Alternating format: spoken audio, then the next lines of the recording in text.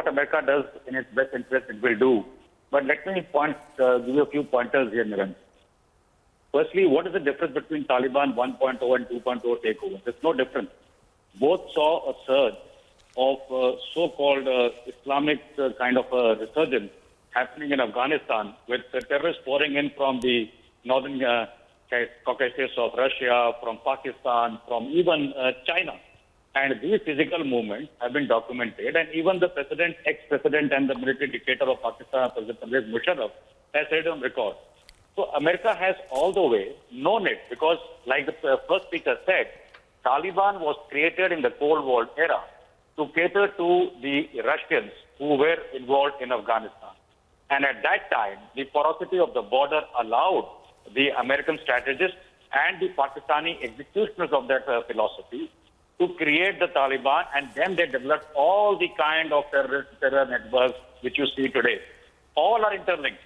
So to say that, Taliban has today, very infamously, as a joke per se, said that, it has been a terrorist attack in Kabul. And come on, a terrorist is calling a terrorist attack.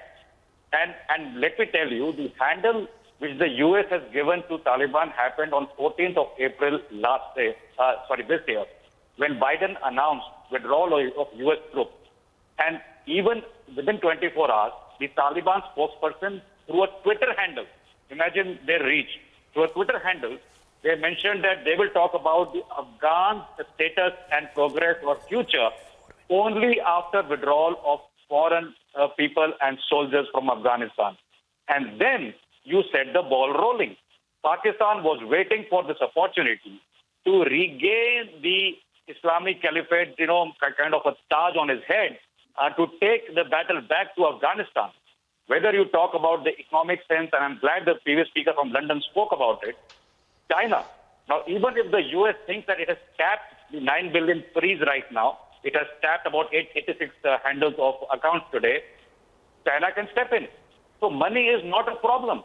So you have to differentiate between the handles you hold in your hand and not give away the initiative to a terrorist organization. For a U.S. president to come on global television to address as the most powerful country and the person on earth, to say we made a deal with Taliban, is something which is absolutely unpardonable.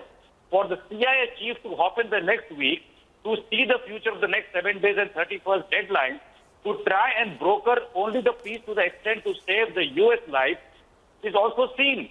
And believe you me, what is this, one sprinter, hitting a wall and a hole in the earth in Nangrar or any other place in Kabul to hit a vehicle through a drone today?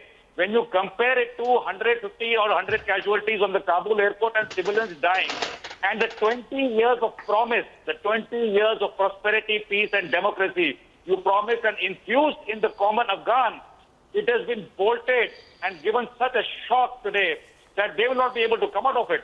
And U.S. has to do much more and much more. I am a friend of the U.S. India and U.S. are taking a lot of things ahead together as strategic partners. And it's my advice to you. You have identified Pakistan as the epicenter of terror.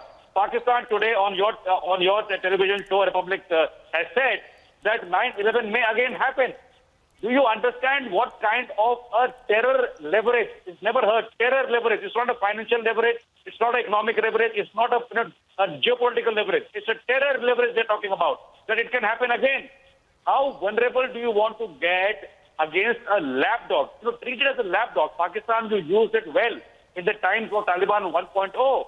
Today, it is not your biggest messenger on earth. You have to differentiate. U.S. is going to be isolated in the committee by two powers.